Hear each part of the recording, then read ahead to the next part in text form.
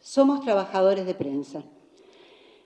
Trabajamos con la información y, como todos los otros sectores del movimiento de trabajadores en nuestro país, estamos expuestos a la realidad, somos parte de la realidad que no es siempre la que muestran los medios de comunicación. En un marco altamente concentrado y donde estamos permanentemente asediados por hechos de censura, por recortes a la libertad de expresión, por distintos movimientos que pretenden taparnos los ojos para que no cumplamos con esta misión tan importante que nos conecta con la sociedad: llevar la información a la sociedad a la cual le pertenece.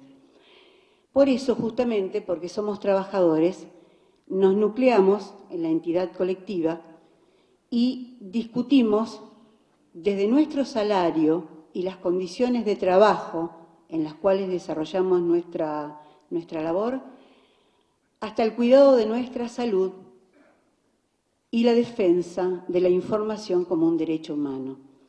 Estos son los tres grandes sostenes de nuestra institución: el aspecto gremial, el aspecto de la salud y el trabajo y el compromiso permanente por la búsqueda de la verdad, el primer deber que tenemos todos los periodistas.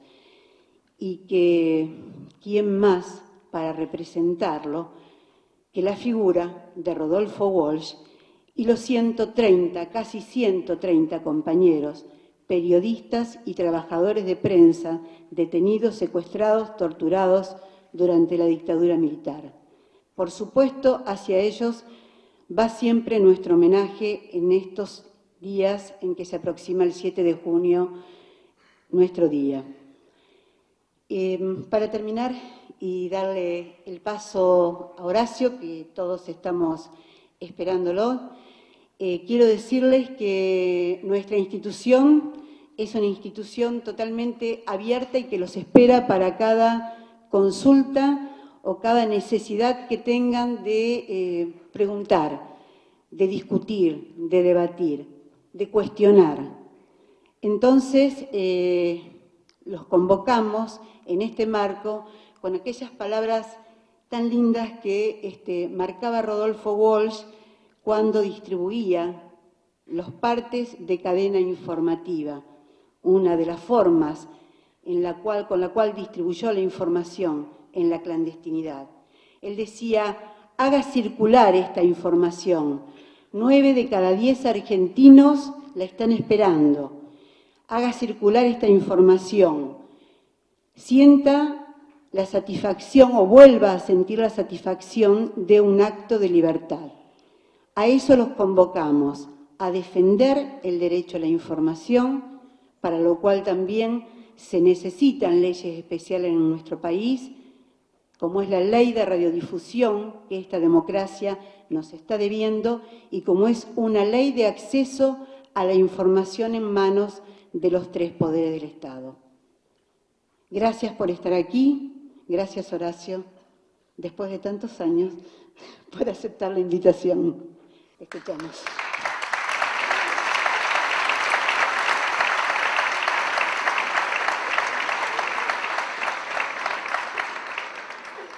Muchas gracias a Alicia Simeoni, al Sindicato de Prensa, que efectivamente hace años que tratan de que este encuentro se produzca y han tenido suficiente flexibilidad de agenda como para que finalmente se hayan podido cruzar la programación de ellos con mis tiempos complicados, y yo pueda tener el enorme gusto de estar aquí con ustedes. Y agradecimiento también a la querida Darwiña, que me recordaba un episodio que protagonizamos juntos hace muchos años, a mi compañero de la comisión directiva del CELS, Victorio Paulón, que fue estudiante de periodismo antes que ustedes, a mi compañero de la CGT de los Argentinos, Héctor Quagliaro, aquí presente, hace casi 40 años nos largamos en esa patriada, en la cual también formó parte Rodolfo Walsh. Para mí no es simple, digamos, evocar a Rodolfo, porque este año que se cumplen 30 de su detención, desaparición,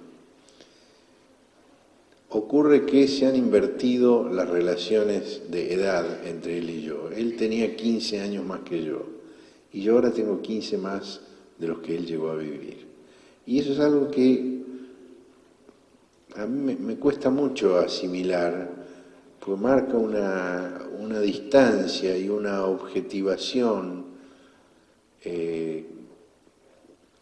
que se superpone con los recuerdos, con las vivencias, que todos tenemos con la gente con la cual compartimos la vida cotidiana.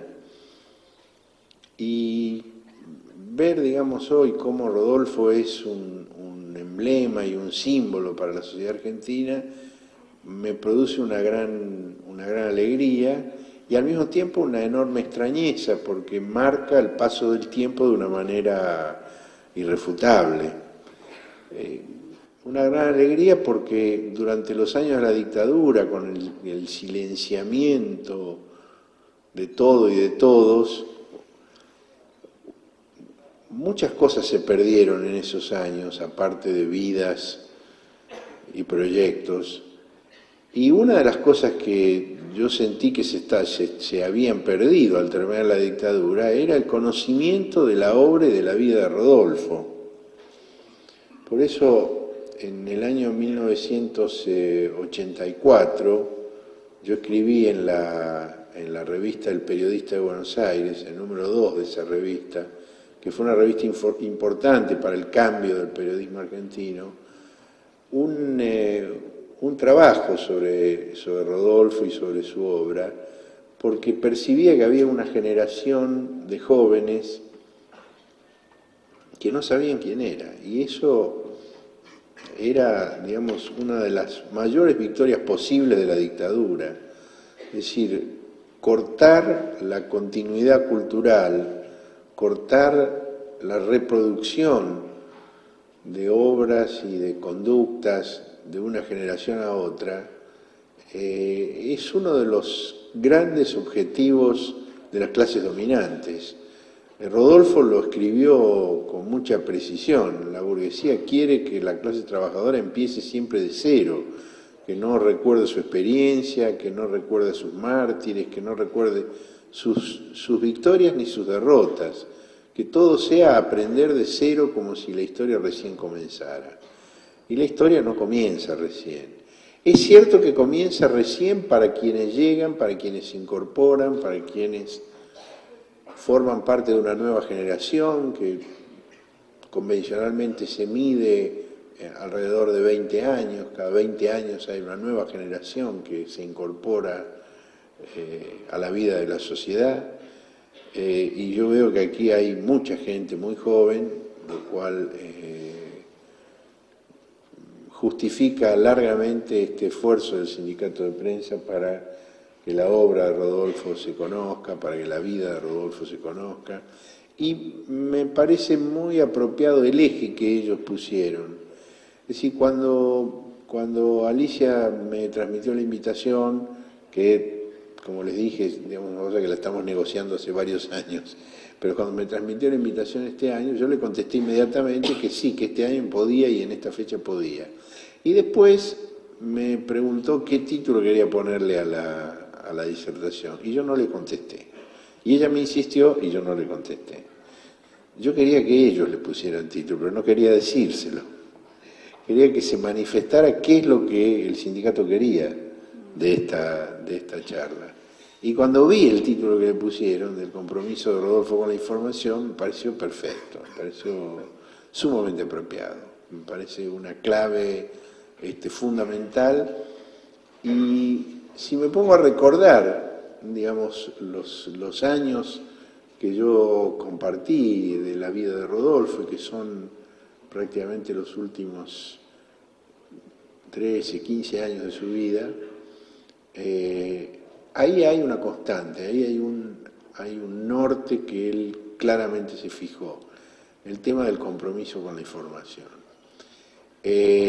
Cuando yo lo conocí, yo había leído, por cierto, Operación Masacre, que fue, digamos, el libro que él publicó en entregas clandestinamente, viviendo clandestinamente, en publicaciones de escaso tiraje y perseguidas, pasquines políticos, hechos por militantes, con finalidad militante, no en medios comerciales. Y él dice que cuando él supo que existía un fusilado que vive, que es como él empieza la investigación, cuando le llega la noticia que hay un fusilado que vive, él cuenta que él suponía que un caso tan sensacional se lo iban a disputar los grandes medios, iban a mandar sus grandes equipos de investigación a rastrear el tema y que él tenía que apurarse para que no le ganaran de mano.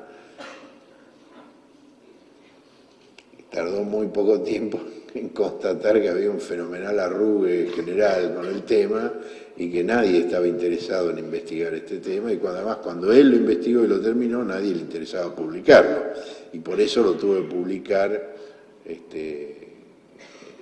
en estos periódicos políticos. Y luego lo recopiló en libro, lo completó y fue el libro Operación Masacre, del cual hizo muchas ediciones distintas, en las cuales cambió muchas cosas, y el análisis, el estudio de esos cambios fue uno de los ejes de ese artículo que yo publiqué en 1984. Ese libro, Rodolfo lo escribe cuando él descubre que, digamos, el gobierno militar surgido en 1955, hacia el cual él había tenido una actitud de simpatía, porque en el golpe del 55 participó su hermano Carlos, que era un aviador naval de la Marina, había marginado a más de la mitad de la población y estaba haciendo una política frente a la cual las críticas que él tenía para hacerle al régimen anterior palidecían, porque era una dictadura tremenda.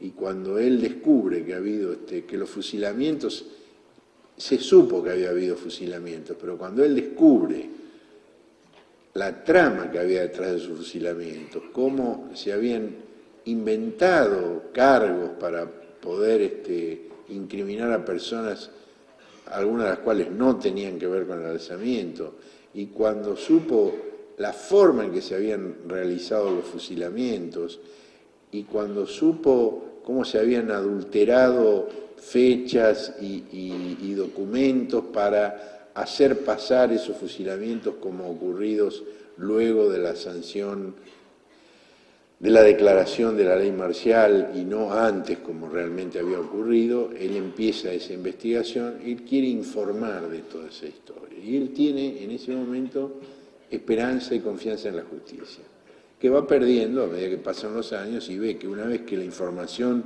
ya se conoce, que la historia se sabe cómo ha sido, igual nadie tiene ningún interés en castigar a los responsables de esos fusilamientos. Él después de eso, a él le cuesta volver a la literatura policial y a la literatura fantástica que él había cultivado en la década previa. Se encuentra con una realidad donde hay otro tipo de asesinos, hay otro tipo de crímenes para investigar, y le cuesta volver a lo que en el epígrafe del libro él llama las tranquilas estaciones, citando un poema de Eliot. Y en la segunda edición de Operación Masacre él ya reemplaza esa cita de Eliot por una cita de uno de los comisarios que tuvieron a cargo la ejecución de los fusilamientos, que habla de lo que le costó hacerlo y cómo se lo ordenaron. Cambia ya su enfoque. Se va a Cuba, atraído por el fenómeno de la Revolución Cubana, y se va convocado junto con muchos periodistas de los distintos países de América Latina para crear una agencia de noticias. Una agencia de noticias que tenía la función de romper el bloqueo informativo y ayudar al gobierno revolucionario cubano a dar la batalla por la información frente a los grandes medios de comunicación que reproducen pasivamente y acríticamente los cables de las agencias norteamericanas y forman parte de un dispositivo de propaganda, un dispositivo ideológico y político, y participó junto con otro gran periodista argentino, Rogelio García Lupo, en la creación de la Agencia Prensa Latina. Y estuvo un par de años trabajando allí, y su obsesión por la información y su actitud minuciosa lo llevó durante ese lapso a descubrir los preparativos para la invasión a Cuba que se estaba preparando desde Guatemala.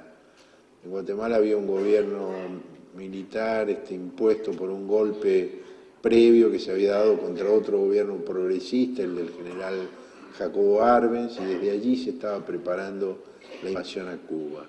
En una de las teletipos de Prensa Latina empezaron a aparecer hojas y hojas y hojas de cifrados que nadie entendía.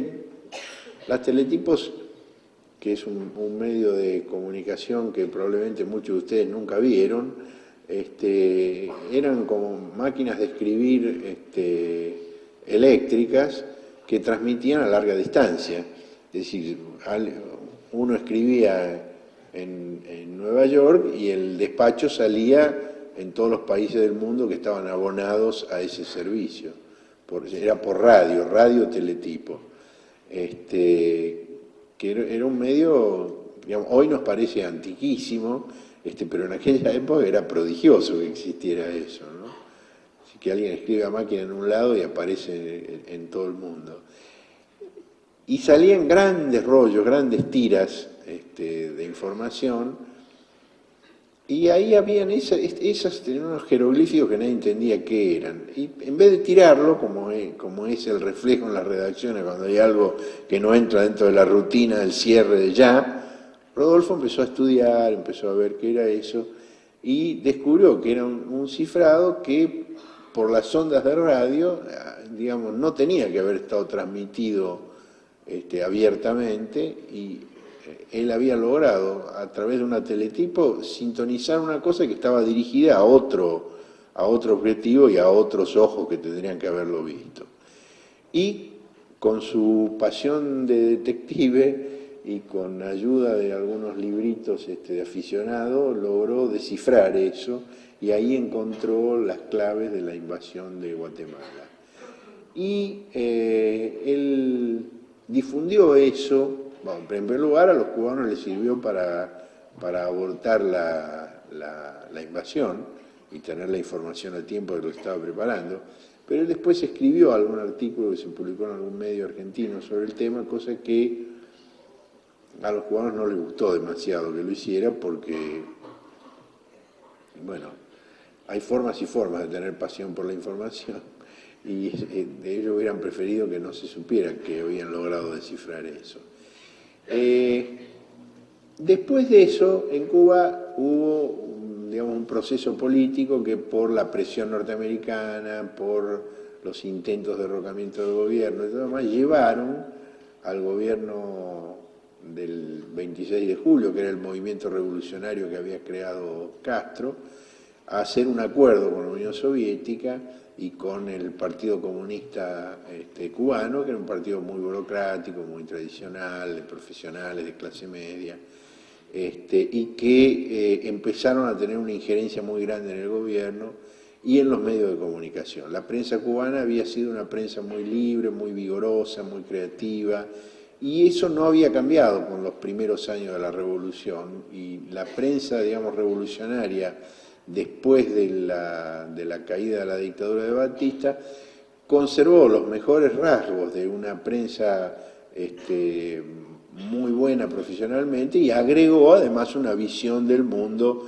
acorde con el movimiento revolucionario que se estaba viviendo. Cuando empieza esta relación especial con los soviéticos, la agencia Prensa Latina cae dentro de la órbita de ese partido comunista más bien burocrático, la gente que había estado trabajando con, bueno, en realidad el director de la agencia, el creador de la agencia fue otro periodista argentino, Jorge Ricardo Macetti, que es el que convoca a Walsh, a García Lupo y a todos los demás. Macetti es desplazado de allí y comienza esa conducción que tiene más que ver con la propaganda y con la ideología que con la información. Y que ese va a ser un conflicto que Rodolfo va a enfrentar muchas otras veces a lo largo de su vida.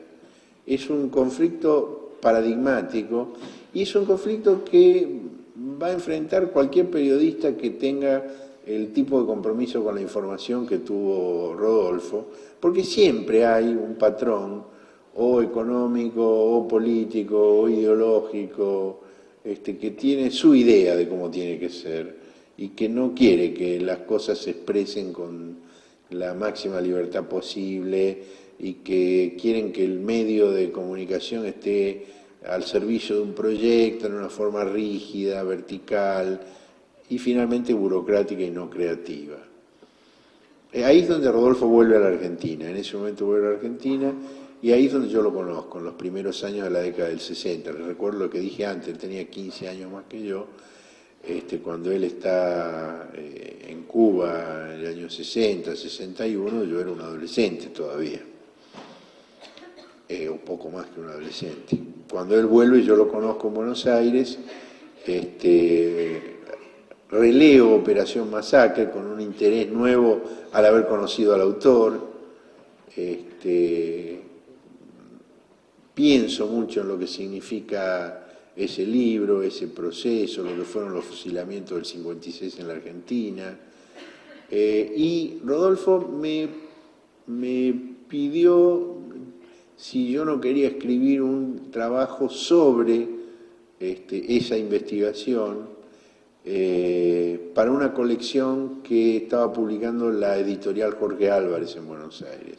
Y yo empecé a trabajar en ese proyecto que finalmente no se terminó, no lo hice, lamento no haberlo hecho porque Rodolfo, digamos, estaba absolutamente disponible para hacerlo. Él quería justamente que yo lo hiciera ese trabajo. Y bueno, nos fuimos haciendo, digamos, más próximos, más amigos, y hubo un episodio que yo quiero contar, aunque no tiene que ver con la información, sí tiene que ver con la personalidad de Rodolfo, que ocurrió cuando él publicó el cuento de esa mujer, yo creo que en el año 1964, si no recuerdo mal, o tal vez 65. Nos encontramos un día en una gran fiesta en casa de un director de cine, amigo nuestro, que era Leopoldo Torre Nilsson, que cada vez que estrenaba una película hacía una invitación a centenares de personas, artistas, intelectuales, para celebrar el estreno de la película, y ese era un lugar donde habitualmente estaba, digamos, lo más destacado de la clase intelectual del momento en Buenos Aires.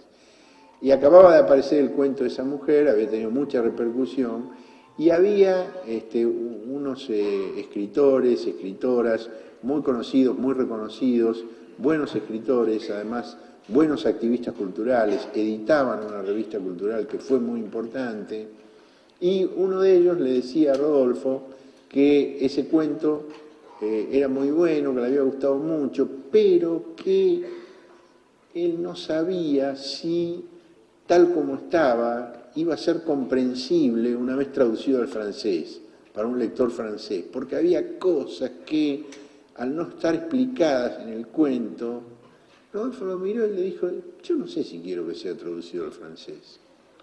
Y me guiñó un ojo. Ahí se disolvió el grupo rápidamente, porque la respuesta de él fue muy seca, muy clara, ¿no? Y 3 minutos después me dice, rajémonos de aquí, vamos a comer algo, vamos a comer un bife. Y nos fuimos juntos. Y ahí realmente empezó, digamos, una etapa nueva de nuestra amistad. En ese momento fue que él me planteó que él quería que yo escribiera el libro sobre Operación Masacre. Además, había una feliz coincidencia, yo era muy amigo de quien había sido su principal colaborador en esa investigación, que era Enriqueta Muñiz, a quien yo había conocido en otro contexto totalmente distinto y que nunca me había contado que había participado en ese trabajo, pero éramos muy amigos. Ella era una excelente periodista que me enseñó algunas cosas del oficio a mí y nunca me había contado que ella había estado con Rodolfo en eso. Bueno, el paso siguiente de mi relación con él y que tiene que ver con el tema del compromiso con la información, y que es un compromiso con la información y es un compromiso con un determinado público, es decir, la información no es una cosa abstracta, es decir, con información sobre determinados temas, encarada de determinada manera para satisfacer la necesidad de un determinado público, pues si no, digamos, si lo convertimos en una abstracción no ayuda a entender. Fue cuando él, en un viaje a Cuba, tuvo que hacer escala en Madrid. En esa época, con el bloqueo de comunicaciones que había, no se podía ir directamente de la Argentina a Cuba, había que dar una larga vuelta, que incluía escalas en Europa antes de llegar a La Habana. Y en una de esas escalas, él pasó por Madrid y tuvo la curiosidad de ir a conocer a Perón, que estaba exiliado en Madrid en ese momento. Y el mismo día, Perón había recibido la visita de un joven dirigente sindical, Raimundo Ongaro, que había ganado la conducción del Sindicato de los Trabajadores Gráficos y que estaba planteando una reorganización de la CGT que estaba paralizada luego del golpe de Onganía desde hacía un año. Y Perón le dijo que sí, que él iba a apoyar ese intento de reorganizar la CGT, que estaba en una actitud complaciente su dirigencia burocrática con la dictadura de Onganía, y cuando salía de la reunión, yo no me acuerdo quién es el que entró primero, pero el hecho es que uno salía y el otro entraba y se cruzaron en la antesala de Perón y Perón los presentó. Y Perón le dijo a Ongaro, Rodolfo Walsh no era peronista, pero los peronistas estamos en deuda con Rodolfo Walsh por la investigación que él hizo de Operación Masacre, yo quiero que usted lo conozca y que estén en contacto. Y Ongaro, ahí se intercambiaron direcciones, teléfonos, formas de encontrarse, y de regreso en la Argentina, Ongaro le dijo que como parte de la reorganización de la CGT, él quería que la CGT tuviera un diario, tuviera un periódico, y que él quería que Walsh se encargara de organizar ese periódico. Es decir, así como él, digamos, en un momento de represión, de censura, de persecución, de violencia contra el pueblo, había tenido el compromiso de investigar los fusilamientos del 56 y publicarlos corriendo todos los riesgos, viviendo en forma clandestina, con un documento falso, perseguido, así como había viajado a Cuba para ayudar al proceso revolucionario a difundir, a informar sobre en qué consistía y contrarrestar la desinformación impulsada de las grandes agencias, él vuelve a poner, digamos, su pluma al servicio de organizar la información para un proyecto de transformación social y política del país que se da en la CGT. Entre una cosa y la otra, él había desarrollado una carrera muy importante como literato, como escritor. Había escrito obras muy importantes. El cuento Esa mujer entre ellos, pero no solo. Publicó varios libros, publicó obras de teatro, publicó muchos cuentos. Estaba con la idea de escribir una novela, que en ese momento parecía que la novela era la forma cultural que cualquier escritor que aspirara a la consagración como tal no podía eludir. Si no se escribía una novela no era la gran figura de la literatura y de la cultura del país, y sin embargo él, muy humildemente, a pesar de todo el reconocimiento que él tenía en ese momento como escritor, que era una figura verdaderamente, era la figurita de moda en el ambiente de la cultura, en unos años en los cuales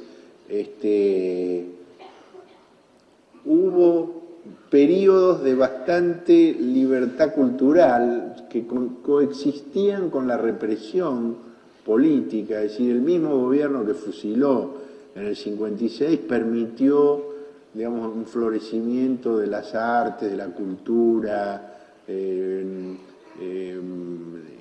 permitió el gobierno tripartito en las universidades. No, son contradicciones de nuestra historia política muy interesantes, ¿no?, de analizar y cómo funcionan esos procesos. Y en esa época, en los años de la Revolución Libertadora primero, del gobierno de Frondizi después, del gobierno de Ilia después, que son los años en los cuales desarrolla toda esa actividad literaria y publica todos esos trabajos, tenía, digamos, un escritor tenía un gran prestigio y eso significaba, digamos, un gran halago personal. Yo siempre me acuerdo una cosa muy, muy graciosa. Durante muchos años almorzábamos todos los días juntos con Rodolfo, sobre todo en los años del diario La Opinión, porque él vivía a una cuadra del diario, y entonces yo trabajaba todo el día en el diario, entonces salía, caminaba a la media cuadra, almorzábamos juntos, después yo volvía al diario. Y también volvía al diario la mujer de él, que también trabajaba en el diario, Lilia Ferreira, ¿no? Y él, mientras comía, tenía el televisor prendido, cosa que a mí me fastidiaba un poco, porque a mí no me gusta comer con el televisor prendido, pero él estaba siempre conectado, siempre enganchado, quería saber todo, y tenía siempre el televisor prendido. Y una de las cosas que había a mediodía eran los almuerzos de Mirta Legrand. Y en las mesas de Mirta Legrand siempre había una modelo. Y siempre le preguntaban, bueno, ¿y qué te gusta? ¿Qué haces? ¿Qué lees? ¿Lees? Sí, leo. ¿Y qué te gusta? Y Rodolfo Walsh. Era una respuesta bastante común. Y él hacía una sonrisita pícara, no decía nada, porque era muy sobrio, pero se veía que eso, digamos, era una cosa que le gustaba, ¿no? No me acuerdo quién es que dice que escribe para levantarse minas, ¿no? No sé si es Serrat o Fontana Rosa, ¿no? Algún atorrante de eso, ¿no? Rodolfo no escribía para levantarse minas, pero se las levantaba y le encantaba levantárselas. Era muy cojinchero él, ¿no? Y él deja todo eso y se pone como un espartano a trabajar para hacer ese periódico sindical. Si había algo que no tenía prestigio en la Argentina, era el sindicalismo.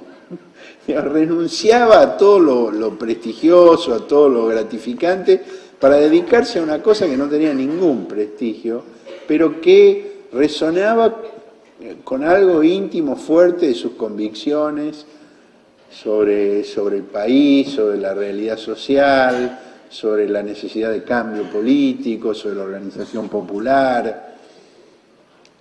Y ahí él convocó a un equipo de muy poca gente para ayudarlo a hacer el periódico. Inicialmente lo convocó a Rogelio García Lupo, que había estado con él en Cuba, y a mí.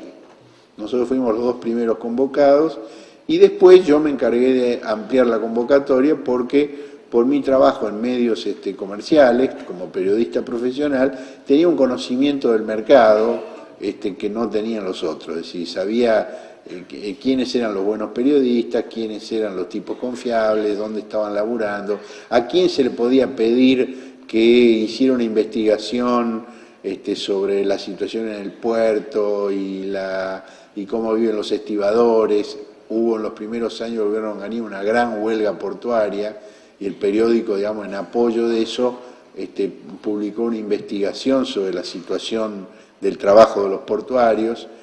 Y bueno, yo se la pedí a Miguel Briante. Miguel Briante, que era un gran escritor y era un periodista que había trabajado conmigo en otras publicaciones.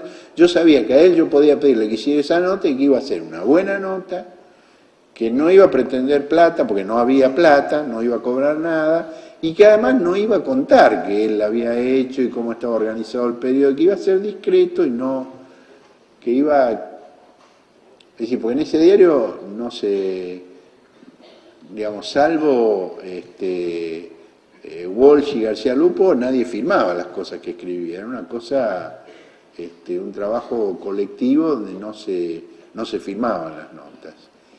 Y ahí está el tema, de nuevo, el tema del compromiso de Rodolfo con la información, muy marcado. Ahí él cuando me llama me dice, nosotros tenemos que hacer un diario de calidad.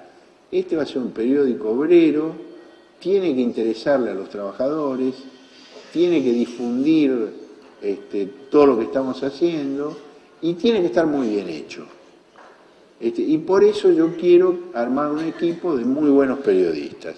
Eso era una cosa totalmente novedosa, porque a mí me encantó esa propuesta, porque yo tenía una doble vida en esa época. Por un lado, trabajaba en medios profesionales donde me ganaba la vida, donde cobraba mi sueldo, y donde no podía expresar las cosas que yo sentía y que me importaban políticamente. Y por otro lado, trabajaba en pasquines políticos, donde sí podía decir todo eso, pero que eran de una calidad infecta, eran realmente abominables.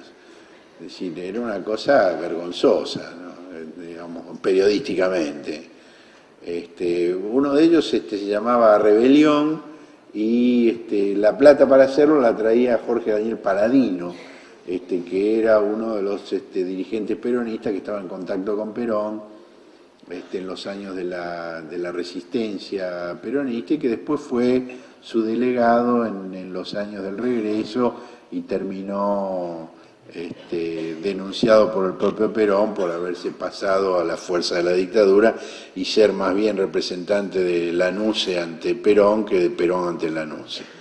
Y poder trabajar en ese diario era unir las dos cosas, poder hacer una cosa de calidad, por supuesto mientras ganaba la vida en otro lado, una cosa de buena calidad y al mismo tiempo que pudiera expresar todo eso que estaba en la efervescencia política de esos años, que fueron los años, esos 15 años, digamos, posteriores al derrocamiento de Perón, donde se incuban de alguna manera nuevas identidades políticas en la Argentina.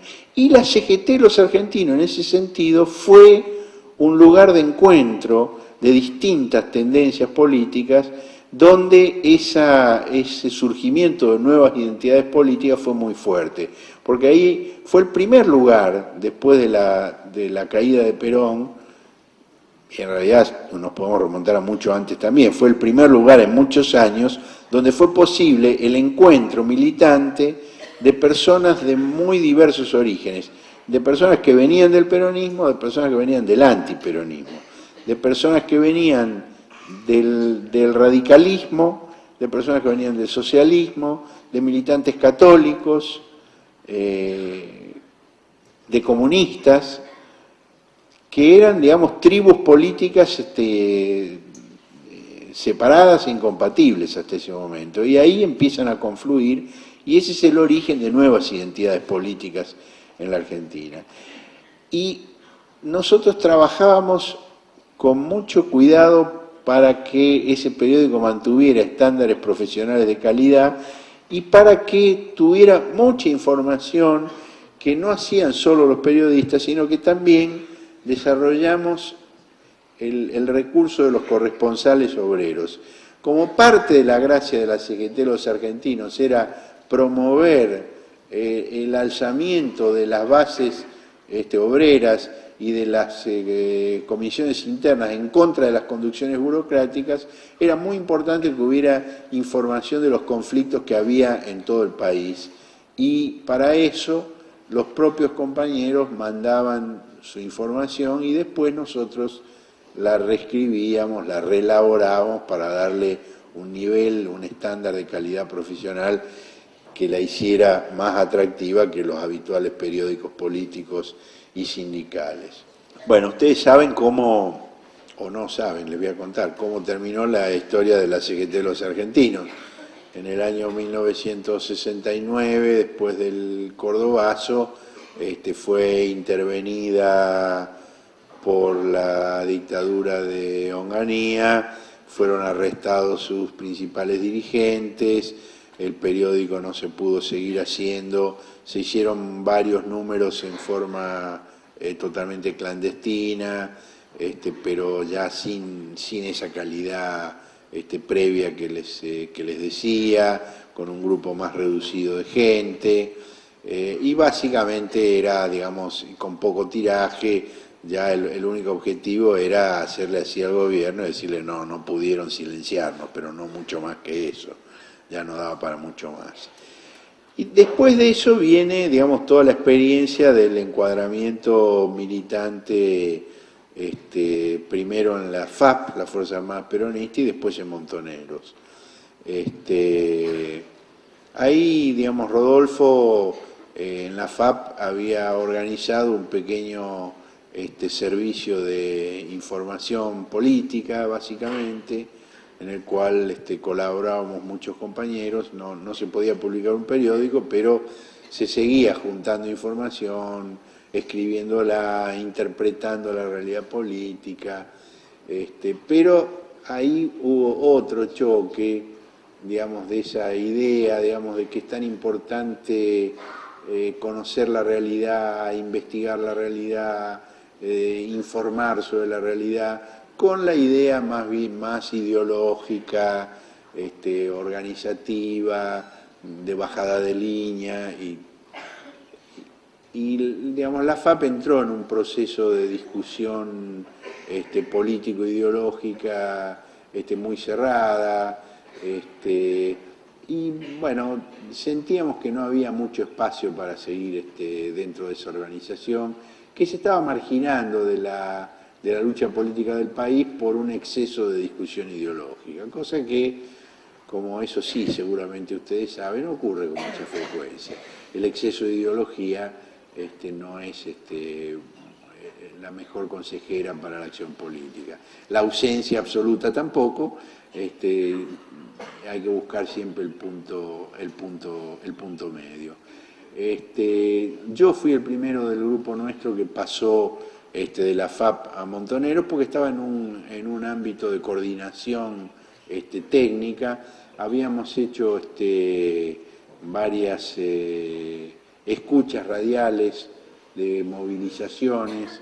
Rodolfo había descubierto, esa es una de las cosas geniales de Rodolfo, tenía el televisor ese donde veía el programa de Mirta Legrand, andaba mal, y la perilla de sintonía andaba mal, y un día se salía de sintonía, se perdía la imagen o el audio, y manipulando esas perillas que se movían, que estaban flojas, manipulando la perilla, de golpe se escucha la voz que dice 1540 comando llama.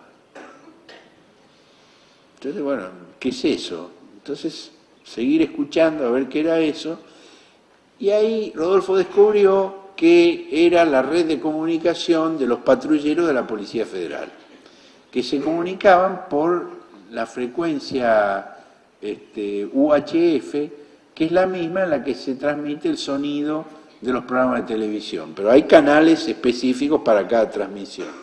Y entonces estuvo ahí con el sintonizador tratando de ver y investigando qué es lo que aparecía, qué es lo que no aparecía.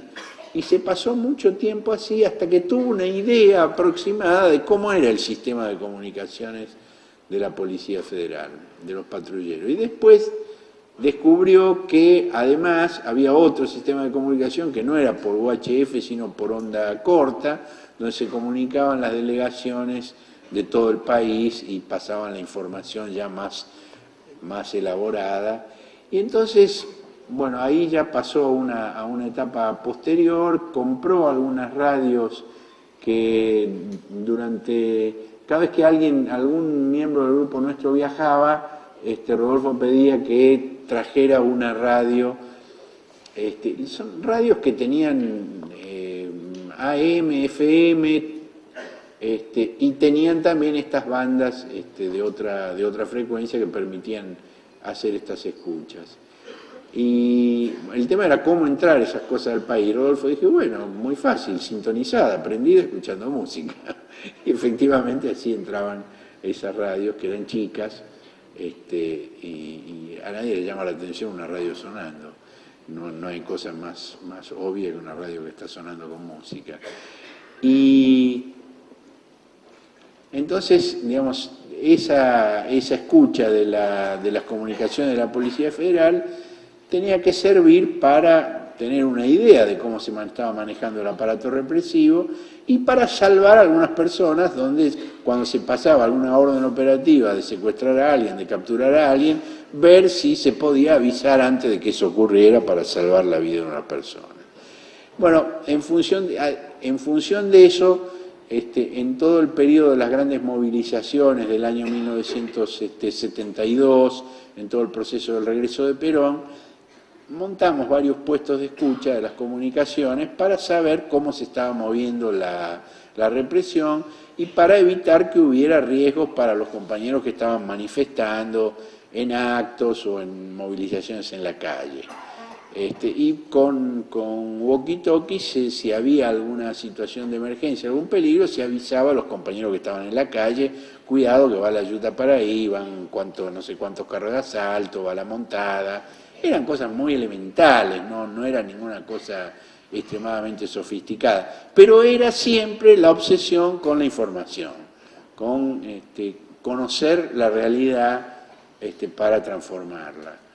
Y teníamos por esas escuchas un ámbito de coordinación entre las dos organizaciones y yo estaba a cargo de esa coordinación por parte de la FAP.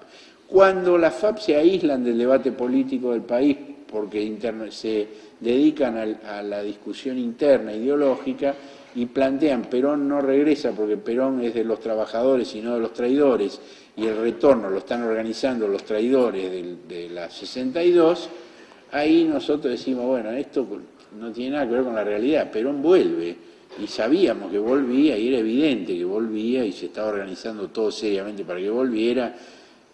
Y entonces, a través de ese ámbito de coordinación, yo pasé de la FAP a Montonero. Y detrás mío, varios meses después, Rodolfo, Piri Lugones y otros compañeros que estaban con nosotros en la FAP, pasamos a Montoneros. Y ahí el desafío siguiente fue crear un diario. Y ese diario fue el Diario Noticias, que dio lugar a muchísimas discusiones y fue muy conflictivo porque la conducción de Montoneros tenía la idea de que ese diario tenía que ser un órgano de propaganda. Y el equipo que trabajaba en el diario, en el cual estaba Rodolfo, pero estaba también Juan Gelman, Paco Urondo, Miguel Bonazo, Silvia Rudni,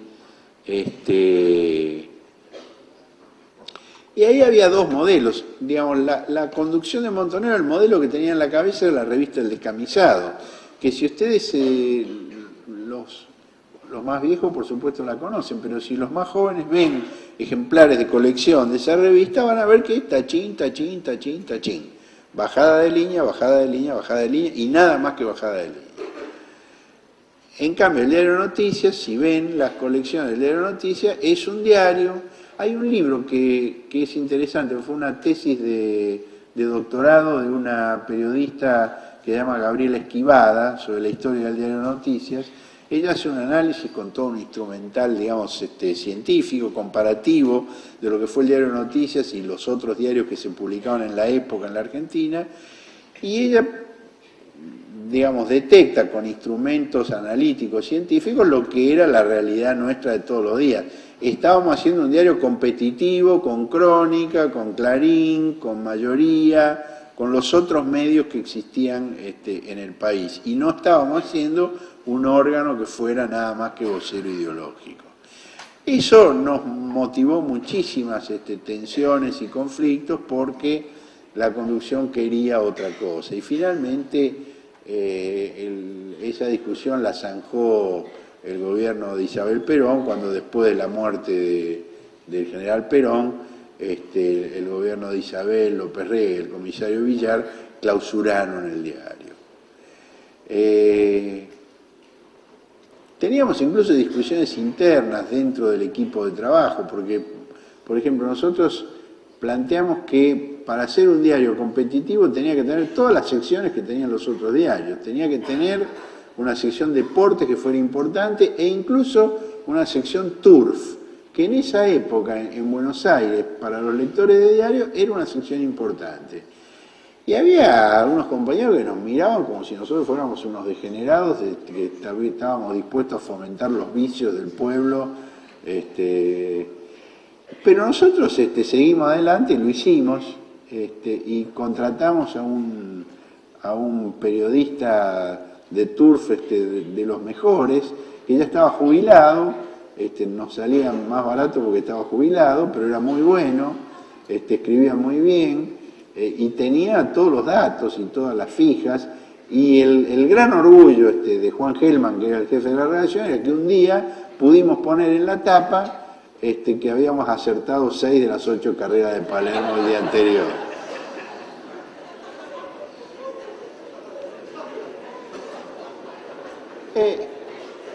Es así, es así, es así.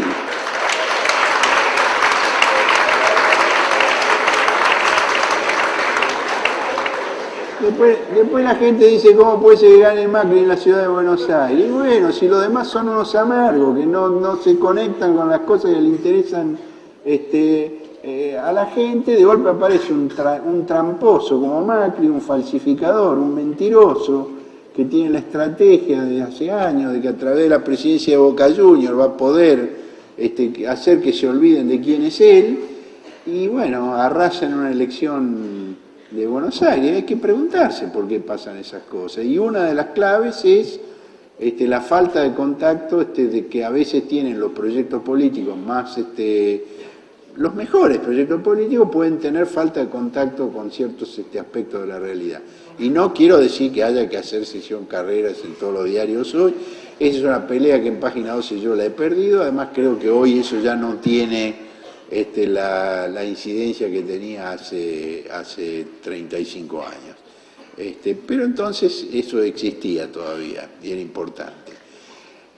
Ahí, digamos, cuando clausuran el diario, la próxima etapa, digamos, tomando como eje esta historia, digamos, de Rodolfo y la información, viene cuando Montoneros plantea hacer, ya que cerraron el diario, hacer una revista. Y ahí Rodolfo plantea que eso es un disparate porque como digamos, el análisis político-ideológico indica que viene un golpe militar, no tenía sentido montar una redacción abierta, pública, con un lugar conocido por todo el mundo, donde trabajaran muchos periodistas, para una publicación que se iba a vender en los kioscos, porque esa era una etapa que se estaba cerrando. Él entiende claramente que esa etapa se está cerrando y lo dice y lo escribe, y por supuesto no le dan pelota, y el número 1 y único de información aparece el 24 de marzo de 1976. Rodolfo plantea, en cambio, que hay que desarrollar otros instrumentos informativos apropiados para la etapa que se vivía. Y los comienza a desarrollarlos durante la dictadura. Y esos instrumentos, bueno, supongo, si ustedes son estudiantes de periodismo, deben tener noticias. Además, algo se vio en este video que hizo el compañero. Él crea la agencia clandestina de noticias y crea la cadena informativa. Instrumentos informativos para romper el bloqueo de la información. Él escribe esa frase tan bella que se reprodujo ahí en el video, que el terror surge de la incomunicación y que para romper el terror hay que romper el bloqueo de la información y que 9 de cada 10 están esperando la información. Y plantea un instrumento verdaderamente muy original en el cual cada uno tiene que ser al mismo tiempo receptor y emisor, porque se entrega, es una hojita nada más, se entrega en mano esa hojita y se pide que haga 10 copias. Al estilo de las cadenas que estaban muy de moda en ese momento, se hacían las cadenas de mándele una carta a 2 personas y después a 4 y después a 8 y va a ganar plata o el cielo. Era una cosa que estaba muy de moda en esa época, ¿no? Tomando ese modelo, Rodolfo inventa la cadena informativa y él siempre, digamos, ha estado muy atento a las formas de la comunicación popular. Digo, no es casualidad que él, digamos, se inspire en este tema de las cadenas en ese momento, porque además, cuando él pone 9 de cada 10 la estarán esperando, ese es el eslogan de un jabón, que estaba muy de moda en esa época, que era el jabón que usaban 9 de cada 10 estrellas, usan jabón Lux. Él toma los elementos de la cultura popular y los recicla y los reinterpreta y los maneja de otra manera para ser eficaz, porque a él le importaba mucho la eficacia. No le daba lo mismo.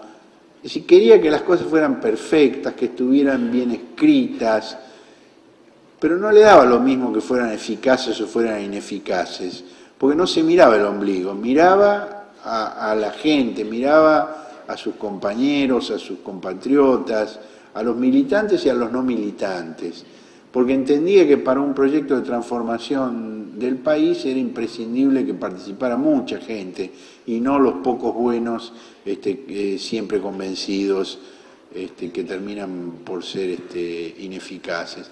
Y tuvo también con eso muchas discusiones con la conducción de Montoneros, que también querían que la agencia clandestina de noticias fuera un órgano de propaganda, y él no quería que fuera un órgano de propaganda, y no porque no estuviera encuadrado, él estaba encuadrado, era montonero, no es que él no quisiera o que él eludiera sus responsabilidades como militante, no las eludía, pero él como profesional de la información creía que ese instrumento informativo tenía que ser un instrumento informativo y no un instrumento de propaganda. Y ese es lo que él hace en el último momento de su vida con la carta abierta a un escritor a la Junta Militar, que García Márquez llamó obra maestra del periodismo universal, y que lo es, sin duda lo es. No es una frase dispensada a la Bartola, está dicha por un gran periodista como García Márquez, y es una valoración muy justa de ese trabajo, que se anticipó en muchos años a la comprensión profunda de lo que significaba el golpe militar, y no solo en los aspectos de la represión, sino también en los aspectos de su política económica. Hay una frase que yo no me canso de repetir de la carta, cuando él dice que el peor crimen de la dictadura es la miseria planificada de millones. Y eso también es un tema de discusión con la conducción montonera, para la cual lo único que había que señalar era los desaparecidos, la represión, porque como le dijo Firmenich a García Márquez, los caídos eran la sangre de los caídos iban a servir para llevar a su organización a la victoria, no sé qué pedantería por el estilo, ¿no? Así que así vivió Walsh, así vivió hasta el último momento de su vida, lo intentaron secuestrar, se defendió y lo balearon y se llevaron su cuerpo todavía con vida hacia la ESMA, pocos minutos después de echar en varios buzones las primeras copias de la carta abierta de un escritor a la Junta Militar, que sus compañeros seguimos distribuyendo en los días siguientes, sumando además el reclamo, la exigencia por la aparición con vida de Rodolfo, que lamentablemente no fue posible, y tratamos de seguir sus enseñanzas, de no olvidarnos de nada, y de hacer nuestro trabajo lo mejor posible, pensando en la mayor cantidad posible de gente y sin declinar la ilusión de un cambio, de una transformación de la sociedad, no en el sentido en que se dio en los 20 y tantos años posteriores a la muerte de Rodolfo, sino en el sentido de la liberación nacional y social de la Argentina. Yo, si los compañeros del sindicato creen que hay tiempo para eso, doy por terminada en este momento mi exposición y estoy dispuesto a contestar las preguntas que ustedes quieran hacerme. Muchas gracias.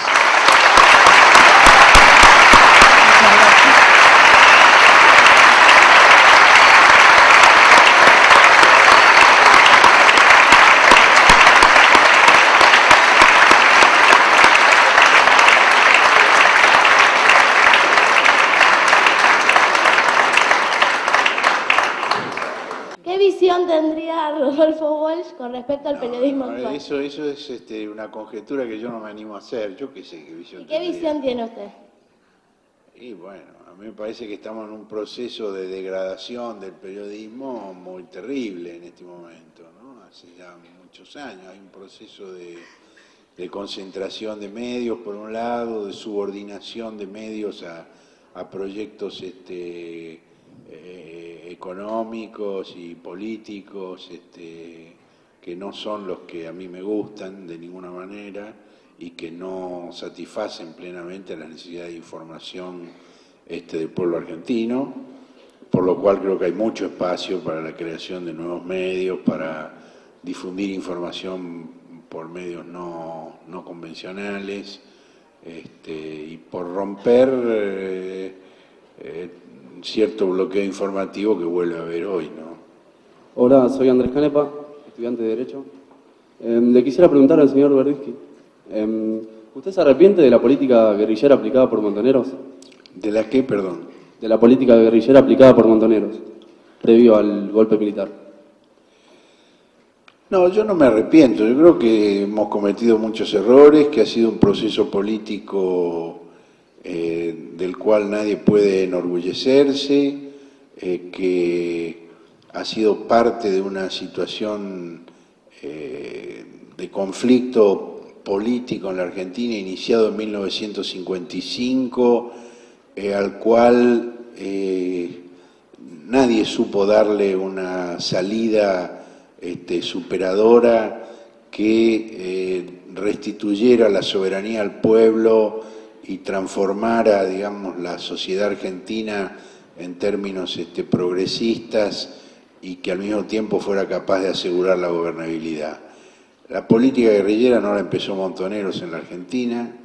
Yo en este momento estoy escribiendo el segundo tomo de la historia política de la Iglesia en la Argentina, del cual acabo de publicar el primero. Estoy tratando el periodo que abarca desde el derrocamiento de Perón en 1955 hasta pocos días antes del Cordobazo, en 1969.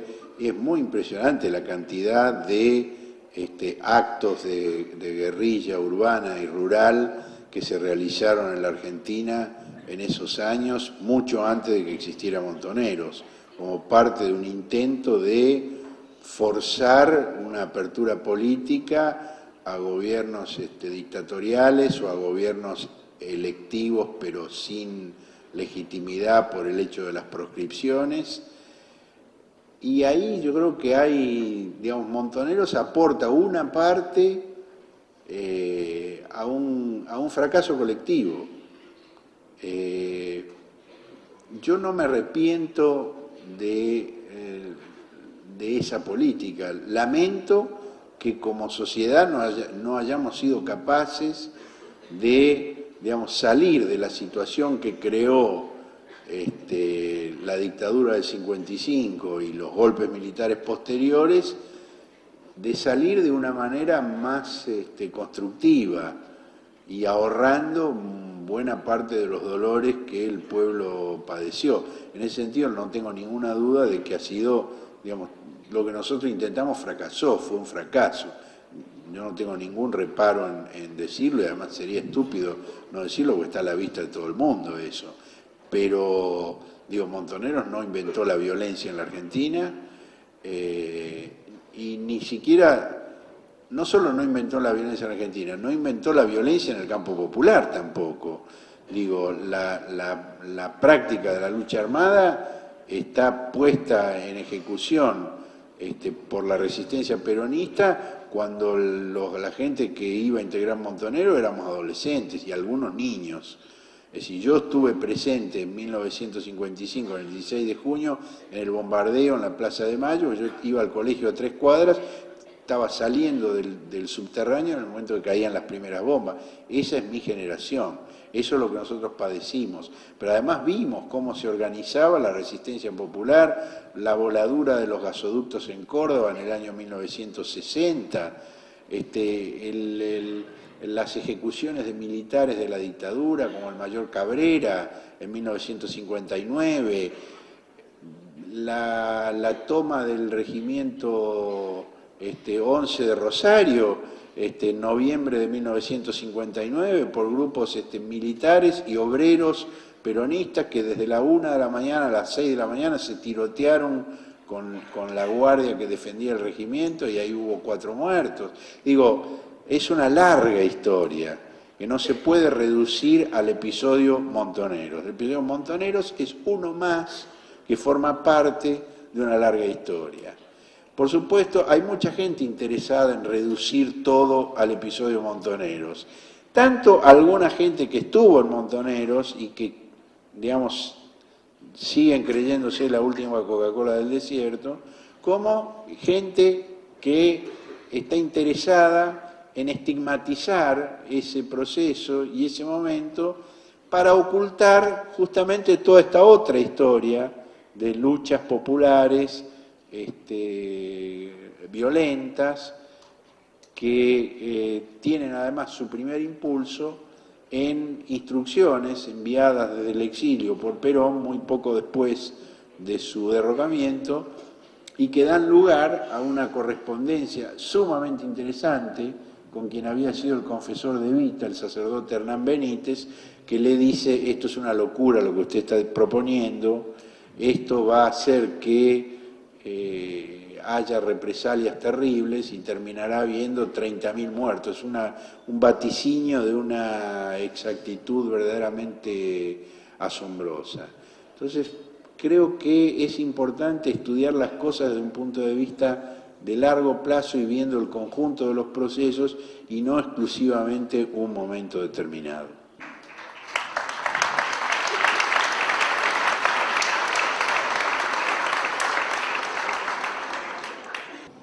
Hola, ¿qué tal? Buenas noches. Quería saber su posición, tanto como la de usted como la del Sindicato de Prensa Rosario, ante un caso tal vez paradigmático, me parece, como es el cierre de RCTV en Venezuela, de acuerdo a, digamos, las políticas de Estado y las políticas empresariales frente al periodismo, y si podría hacer un paralelo entre lo que puede ser esas políticas y lo que la política de Canal 7, que se entienda como una televisión pública y del Estado. Bueno, yo el caso de Venezuela lo conozco superficialmente.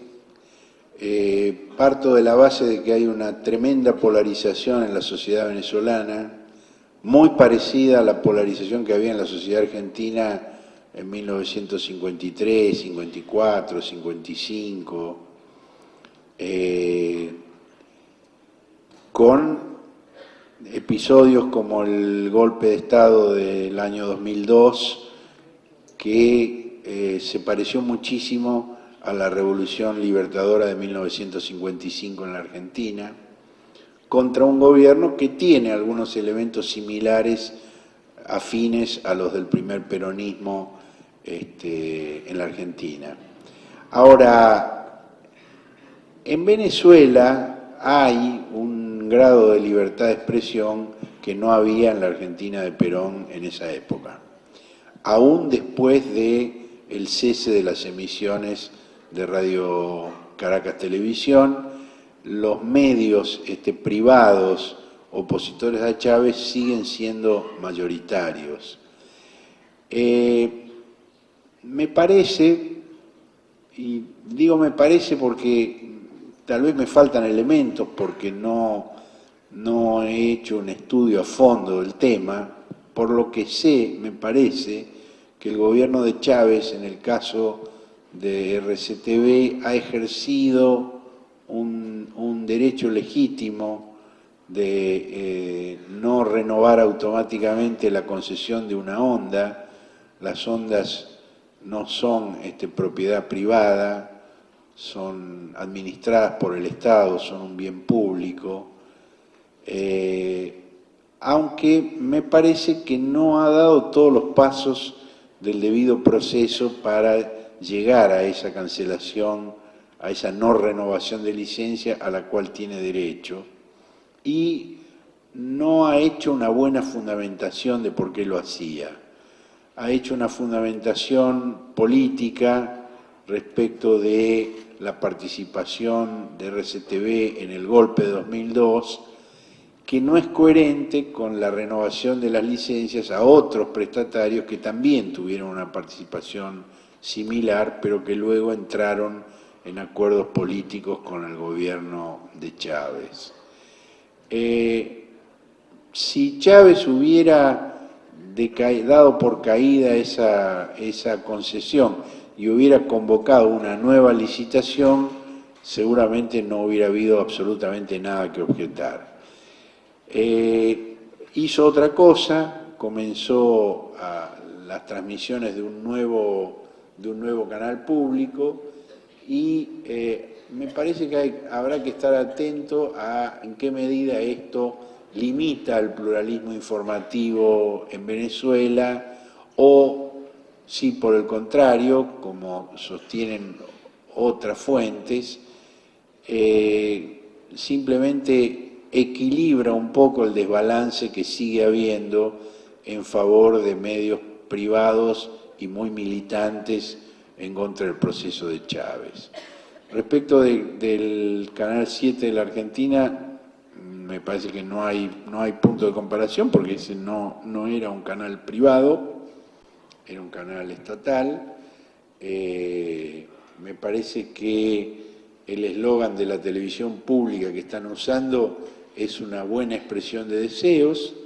Me parece que han dado algunos pasos interesantes en dirección a concretar esa expresión de deseos, pero creo que sigue pendiente una reforma de la radiodifusión pública y también una regulación de la radiodifusión privada que permita que la expresión de la televisión pública sea más realidad que deseos. Buenas tardes, soy Daniela González, estudiante de periodismo, y quisiera cuestionarle acerca de la causa y el fallo que dio la Corte Suprema de la Nación acerca de una causa que tiene que ver con usted, a favor creo, y bueno, quería saber que nos cuente y nos comente qué le pareció el fallo, y por otra parte, saber qué piensa acerca de la desaparición de Julio López, si pueden volver los militares y en qué línea se centra usted, si se siente de derecha, de izquierda, digamos, ¿para qué lado tira? 50.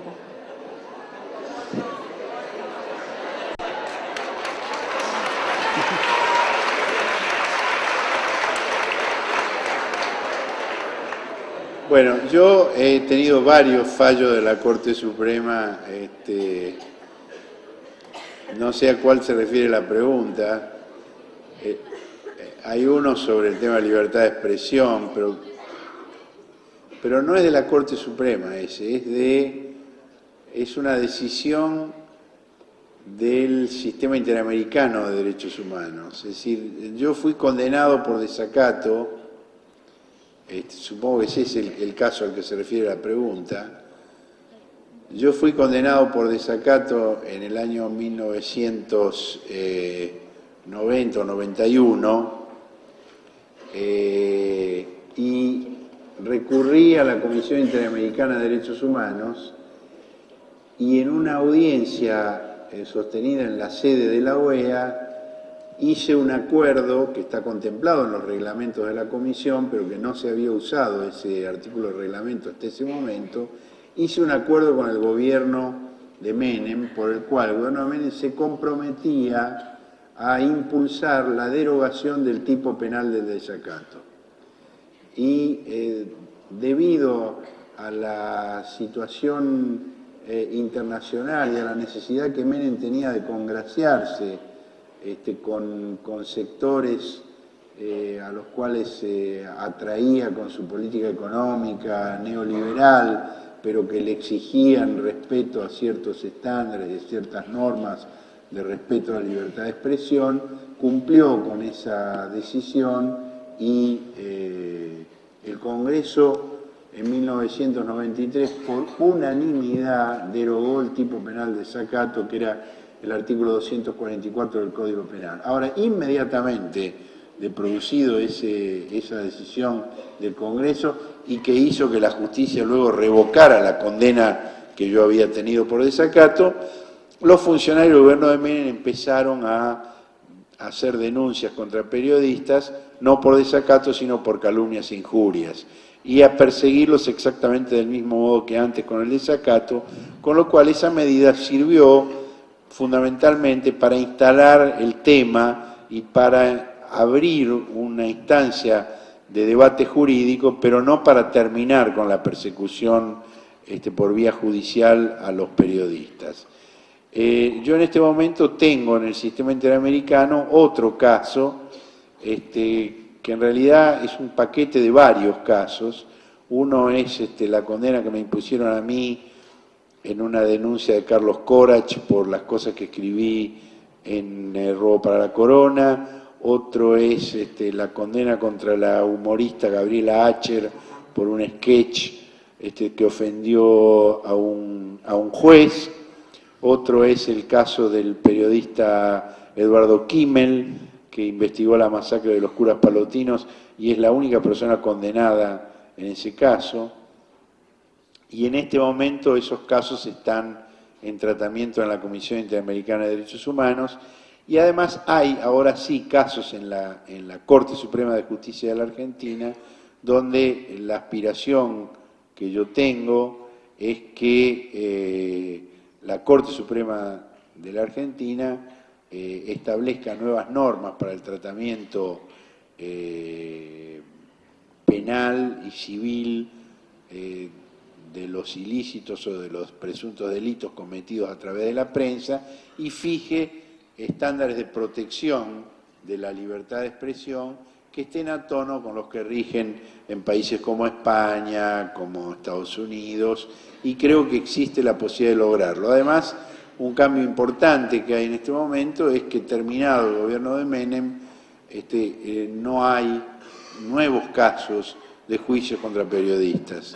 El actual gobierno no ha hecho denuncias penales contra periodistas, lo que hace es discutir, cuestionar lo que escriben, esta cosa tan conocida de la confrontación verbal que hay entre el presidente y la prensa, pero no hay una persecución a través de los tribunales. Yo de derecha creo que no soy. Y no sé, ¿había otra pregunta? No. Lo de López.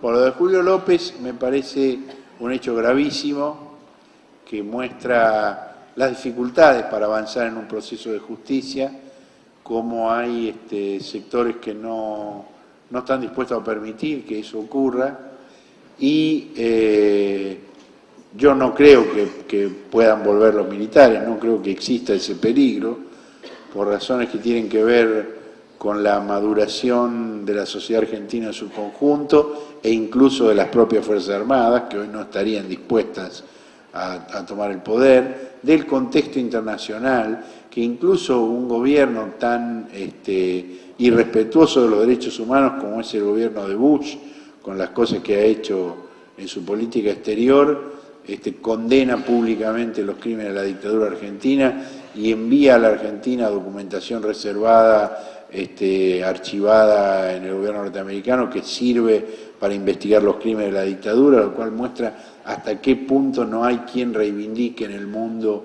esos crímenes. Y además ustedes ven, cuando hay debates, discusiones, los únicos que reivindican los crímenes de la dictadura son sus autores, amigos y familiares, y nada más. No hay sectores significativos de la sociedad que reivindiquen esos crímenes. A lo sumo hay quienes piensan que sería mejor no seguir con las investigaciones y no castigarlos, pero nadie los reivindica. Así que creo que eso no es posible. Por otra parte, veo que hay una buena reacción de distintos poderes del Estado. Después de la desaparición de López, el CELS, que es el organismo que yo presido, hizo una serie de propuestas al Poder Ejecutivo, a la Corte Suprema de Justicia, a la Procuración General de la Nación, y en todos los casos hemos encontrado una buena respuesta. El Poder Ejecutivo ha creado un programa de verdad y justicia que tiene a su cargo la protección de testigos y la investigación de episodios como el de López para impedir que se repitan. La Procuración General ha creado un órgano especial de fiscales para hacer avanzar los juicios por los crímenes de la dictadura, y la Corte Suprema está organizando de alguna manera una forma de organización de los juicios para que de una vez por todas avancen, no estén detenidos eternamente hay más ya de 250 personas bajo arresto, pero sin que terminen los juicios.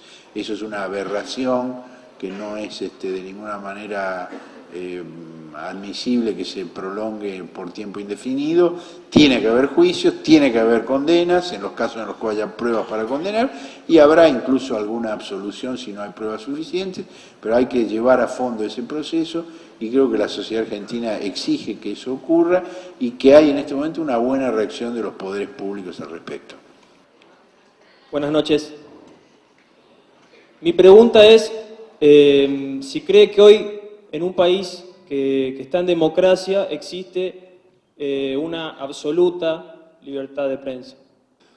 Existe una absoluta libertad de prensa, lo que no hay es canales de expresión que permitan que todos los sectores de la sociedad se manifiesten para comunicar todo lo que quieran comunicar. Ese es un problema que por otro lado existe en todo el mundo. El hecho de que los medios de comunicación en sociedades muy complejas y con muchos millones de habitantes sean empresas de gran envergadura que implican un movimiento de recursos económicos muy grande, y el hecho de que haya, digamos, la propiedad privada de esos medios por parte de grupos económicos que tienen otros intereses que no son los de informar a la sociedad, plantea una dificultad y una contradicción seria. Ahora, libertad de prensa hay en la Argentina, cualquiera puede decir absolutamente lo que quiera decir sin correr el riesgo de ser reprimido por decirlo. Lo que no siempre hay es los canales necesarios y suficientes para que pueda llegar con ese mensaje más allá de un pequeño círculo inmediato. Buenas noches. Daniel Guzmán, estudiante de periodismo. Mi pregunta va dirigida sobre el tema de los desaparecidos. Que hay lugares o personas, e incluso un libro que dice que los desaparecidos son alrededor de 9.000. y en las marchas o en las paredes está escrita 30.000 razones para seguir luchando. ¿Cuál es la verdad o cuál es la que más se asemeja? Es muy difícil saber cuál es el número exacto. Es cierto que el número documentado con nombre, apellido, fecha, hora, dirección, de dónde se produjo la desaparición, no pasa de 10.000. Eso es así. Está documentado por las investigaciones de la CONADEP, lo que han aportado además los organismos de derechos humanos, son 10.000 personas. Ese es el número seguro, el número mínimo seguro. Ahora, hay muchos casos que no han sido denunciados. Yo estoy seguro que todos ustedes conocen algún caso que no ha sido denunciado. Y yo personalmente conozco varios casos que no han sido denunciados, de gente que he tenido muy cerca mío y que ha tenido motivos muy distintos para no denunciarlos, en algunos casos por miedo, en otros casos por no saber cómo hacerlo. De modo que la cifra de 30.000, que es una cifra estimativa, puede ser real e incluso puede ser corta en relación con la realidad. Es muy difícil establecerlo con exactitud. Lo que se puede decir, sin lugar a dudas, es que son por lo menos 10.000. Y por otra parte, así es como yo suelo escribirlo en mis artículos. No, digo que un poco lo dijo Horacio anteriormente cuando se hablaba de la falta de, diría yo, no preparación, sino vocación periodística o ética periodística. Pero en este momento en que usted hablaba de la falta de medios, de canalización de la opinión un poco independiente o muy independiente, creo que también las autocensuras de ciertos periodistas por conveniencia de índole económica, de índole ideológica, de lo que fuere, también incide en que falte información correcta o, en fin, no lo puedo expresar de otra manera. Perdón, gracias. Disculpe, le quisiera hacer una pregunta, por favor. ¿Por qué considera que continúa vigente la ley de radiodifusión? Y después, ¿cuál es su balance de la actual administración Kirchner y de su política económica? Bueno, respecto de la autocensura, sí, claro, existe. Hay mucha gente que se autocensura. Ahora, vos misma enumeraste los motivos. Y eso no tiene que ver con la libertad de expresión, no es un problema de libertad de expresión, es un problema de personas que entienden que lo que les conviene o lo que les gusta o lo que les interesa es no informar de todo lo que ocurre, de todo lo que saben, es otro orden de problema distinto. Respecto a la ley de radiodifusión, a mí me parece que, por un lado, es una vergüenza que tantos años después de terminar la dictadura sigue en vigencia la ley de Videla. Pero por otra parte, me parece que una vergüenza peor es que la ley de Videla, de la dictadura, es mejor que la ley reformada en democracia con la modificación del artículo 45.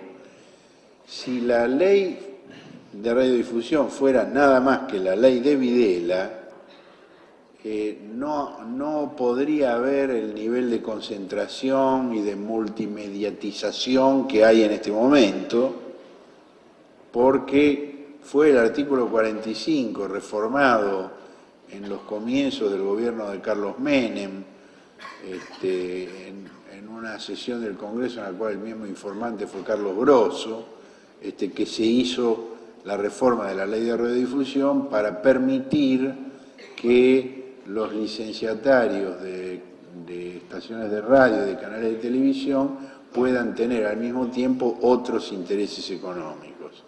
Y otra vergüenza también muy grande es que los elementos de control que de todos modos esa ley fija no se apliquen y que nosotros tengamos en este momento canales de televisión en manos de personas que de acuerdo a la propia ley no podrían serlo, como el diputado nacional Francisco de Narváez.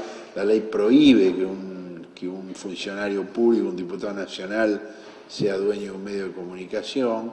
Y otra vergüenza que se agrega a las anteriores es que en realidad es muy difícil saber quiénes son los verdaderos dueños de los medios de comunicación en la Argentina. La falta de transparencia en ese sentido es tan grande que funcionan durante años medios con licencias provisorias, sin autorización formal, lo cual, por otra parte, sirve para que los distintos gobiernos operen sobre los medios para que digan o no digan lo que a cada uno le conviene. Y sobre la política económica del gobierno prefiero no entrar a opinar, primero porque yo no soy un experto en economía, si bien estudio todo lo que puedo, y segundo porque para no decir dos pavadas tendría que insumir más tiempo del que creo que disponemos y cerrar la posibilidad de otras preguntas sobre temas más afines con la convocatoria. Mi nombre es Alejandro David, soy estudiante de Periodismo y Comunicación Social. Creo que todos los que hoy estamos en la sala tenemos alguna relación con la tarea del periodismo y de la comunicación, ya sea porque somos estudiantes o ejercemos la profesión o ambas cosas. Y por eso creo que tenemos el compromiso o el deber de saber de qué trata Operación Masacre. Creo que todos los presentes leímos el libro, la obra de Walsh. Yo quería preguntarle acerca del resto de la sociedad, si usted piensa, sabe, si tienen conciencia de qué trata el libro y si ese libro se lee hoy en día. Mira, la sociedad es grande y como concepto es un poco abstracto. Hay mucha gente que tiene conciencia, hay mucha gente que no. Hay más gente que ve TV chatarra que gente que lee. Pero el libro se sigue reeditando permanentemente y se sigue leyendo permanentemente y se sigue estudiando en las escuelas de periodismo y es un libro que está vivo, no es una pieza de museo. Afortunadamente, los hechos que relata no son el tipo de hechos que se producen hoy en la Argentina. Pero esa investigación fue pionera y sigue teniendo toda la fuerza que tenía el primer día. Horacio, quería preguntarle cuál fue el efecto para la agencia de noticias y para la lucha la desaparición de Rodolfo. Bueno, la desaparición de Rodolfo fue un golpe durísimo. La desaparición de Rodolfo fue seguida por la desarticulación de varios de los grupos de gente que formaba parte de la agencia. Algunas de esas personas fueron secuestradas, otras se marcharon fuera del país y quedamos un minúsculo grupo de muy poca gente que tratamos de seguir publicando los cables de la agencia, que reanudamos la publicación y que la mantuvimos durante los 2 años posteriores a la desaparición de Walsh, pero con muchas dificultades, sin todo el despliegue que había tenido previamente, con menos información y a mediados de 1978 se fueron del país los últimos compañeros que quedaban del grupo inicial. Yo me quedé solo y intenté durante unos meses seguir haciendo estas publicaciones y finalmente desistí porque como tenía sentido como tarea colectiva dentro de un proyecto colectivo y dejó de tener sentido como una actividad individual, si bien logré seguirla durante bastante tiempo, finalmente no dio para más y no la seguí. Sí, yo quería preguntar, después de varios años de la disolución del grupo Periodistas, ¿qué balance hace del funcionamiento de ese grupo y precisamente de su disolución después del escándalo sobre las notas de la Superintendencia de Seguridad, de Seguros? Quería preguntar sobre el balance que hace sobre el funcionamiento del grupo Periodistas, que terminó disolviéndose después de la nota de Nudler sobre la Superintendencia de Seguros. Sí. Yo creo que la Asociación Periodista fue una experiencia muy interesante como respuesta de un núcleo de periodistas, columnistas, editores, un grupo de élite frente a una situación coyuntural que eran las agresiones del gobierno de Menem contra la prensa. Me parece que el episodio que vos mencionás de las notas de Nudler marca, digamos, un desplazamiento del eje de acción de periodistas, porque, digamos, había un grupo de integrantes de la asociación que pretendían declaraciones de condena no a restricciones a la libertad de expresión, sino a decisiones editoriales de un medio, que era Página 12, contra el cual había muchas personas que tenían mucha hostilidad por distintos motivos, algunos por razones ideológicas, la gente más volcada a la derecha, y otros por razones personales, gente que había estado en Página 12, que se había ido de Página 12 y que intentó aprovechar ese episodio para volcar la asociación hacia un tema que no había sido nunca el objetivo de la asociación. Es decir, la asociación nunca se había dedicado a opinar sobre las decisiones editoriales de los distintos medios, sobre qué se publica o no se publica, sino a denunciar las violaciones a la libertad de expresión por parte de los poderes públicos. En el caso específico de la nota de Nudler, eso se planteó como si hubiera sido un episodio de censura y en realidad no lo era. En todas las redacciones ocurre que cuando un redactor entrega una nota, si la nota no coincide con los estándares de calidad profesional o con la línea editorial del medio, el editor llama al redactor y le señala, bueno, no, esto no coincide con la línea del medio, o esta afirmación no es cierta, o esta afirmación requiere una sustentación de pruebas que aquí no hay, porque se hacen afirmaciones graves que no están respaldadas, etcétera, etcétera. Eso forma parte de la relación normal, lógica de cualquier redacción. En el caso de Nudler, entregaba su panorama semanal al director del diario con horas de anticipación, de modo que el director lo leyera y decidiera. Y muchas veces ocurrió que objetaba cosas y había cosas que se cambiaban o se suprimían o se reemplazaban por otras.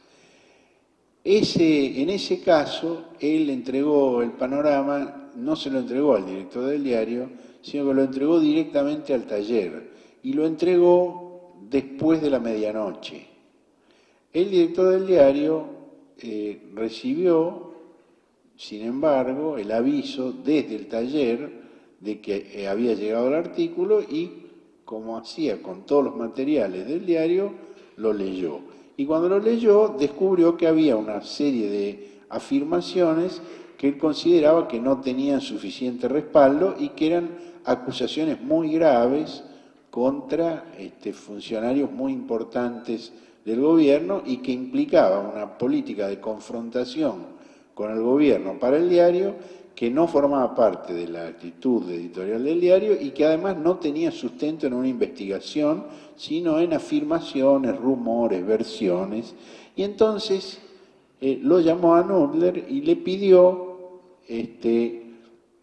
que le dijo que no iba a publicar esa nota en el diario del sábado y le dijo que, le dijo que le quería plantear que tenía que cambiar algunas cosas en la nota. Y Nudler le dijo, no, yo no voy a cambiar nada en la nota. Y entonces le dijo, bueno, nos juntemos el lunes para discutirlo. Y Nudler le dijo, si vos sos un quebrado, yo no tengo nada que discutir. Y a las 3 de la mañana del sábado empezó a difundir su columna por internet diciendo que había sido censurado en el diario. Yo creo que ese no es un caso de censura.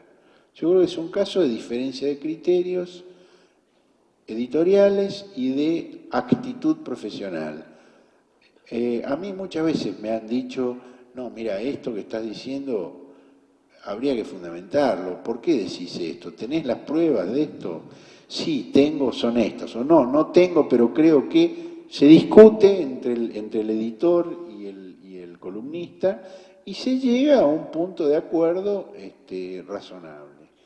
Nudler hizo otra cosa totalmente distinta, por razones que yo no voy a repetir ahora, pero que he escrito en una columna que seguramente muchos de ustedes han leído.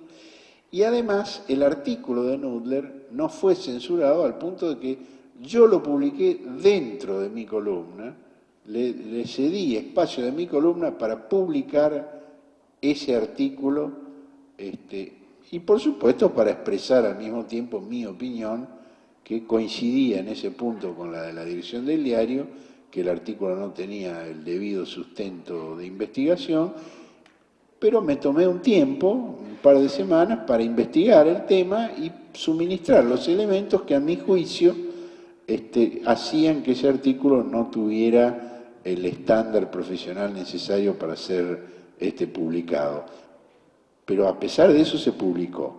Bueno, dentro de periodistas eso fue tomado por algunas personas, como Mariano Grondona, como Joaquín Morales Solá, como un ariete contra el gobierno, por posiciones totalmente legítimas que yo respeto. Ellos tienen todo el derecho del mundo a creer que este es el peor gobierno posible y a hacer todo lo que crean conveniente para perjudicarlo. Pero eso con el tema de la libertad de expresión y la razón por la cual se había formado la Asociación Periodistas no tiene nada que ver. Esa es mi evaluación sobre el tema. Horacio, yo le quisiera hacer una pregunta sobre lo que le repreguntaron ya esta mañana en el programa de Susana Rueda. Si es bueno para un estudiante de periodismo despojarse de la parte ideológica para no dejar de ser independiente en la búsqueda de la verdad. O sea, yo le traigo esto porque usted decía que como en cierta manera habían declinado los brazos en la parte crítica del diario donde usted trabaja,